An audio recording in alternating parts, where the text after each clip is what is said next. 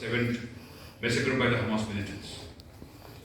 About 13 in the Russia-Ukraine conflict since the full-scale Russian operation in Ukraine. Undoubtedly, journalists are they're the first responders in the face of conflicts, natural disasters and similar events. But 2 years ago, it was a pandemic on a global scale. Delhi was among the worst affected.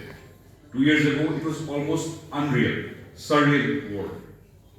That we still continue to meet, to talk, to engage, like today is a wonder. It was 2 years ago that we lost our friend, the ever-smiling, affable Kalyan Barooah and his wife Nilakhi. They were people who continued reporting for duty in the face of the challenge of the pandemic. For them, journalism was not a profession, it was a calling. The Northeast was a broad canvas on which Kalyan painted his stories. He did it with aplomb, without rancor and bigotry, without prejudice. Putting facts under the cold light of reason before his fingers would start punching the keyboards in the evening, usually at the National Media Center. Often during those late evenings in the press club and odd encounters there, Kalyan would give ample display of his good nature with his trademark laughter, with his body shaking to and fro, shaking back and forth. That is an image that remains etched in memory. His only bias that we all here hopefully share was the Northeast.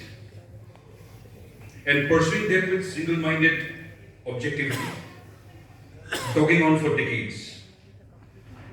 Writing for one of the Northeast's main English dailies, the Assam Tribune, he was the veritable daily messenger between the undermined and the underreported region.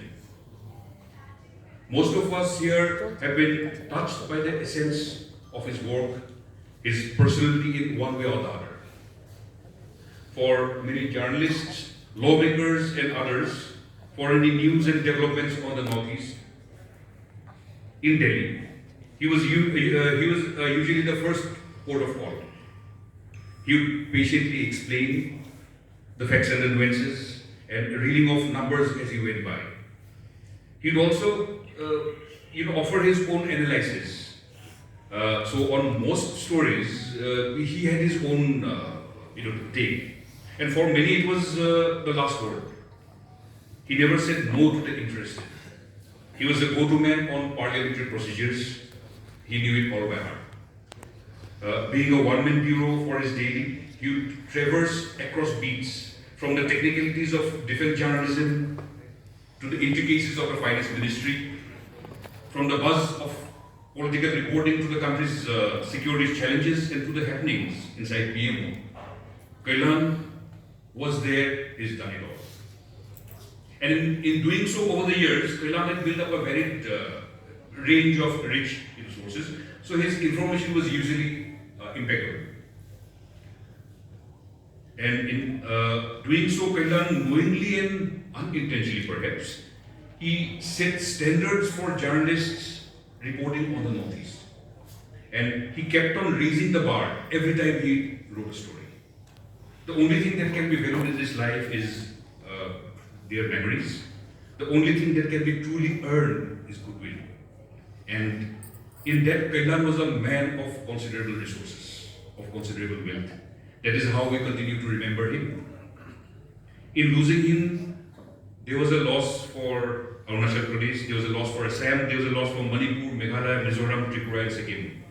That's a void it will be difficult to fill. One of the main pillars of the Northeast Media Forum, which has completed 30 years now, Kalyan will continue to inspire journalists from the region. It was on May 1st, 2022 that Sunil Deodarji had announced My Home India's decision to institute Journalism Awards in memory of R. Kalyan. Accordingly, taking cue, the then Northeast Media Forum President Utpal Borpujari and General Secretary Kollur Bhumi worked in earnest to implement the decision. The new committee of the Northeast Media Forum is privileged to execute the decision taking. That is why we are thankful to My Home India for having collaborated with us, the Northeast Media Forum, to cherish his memory. We hope this effort continues full steam well into the future. Grateful for your presence once again.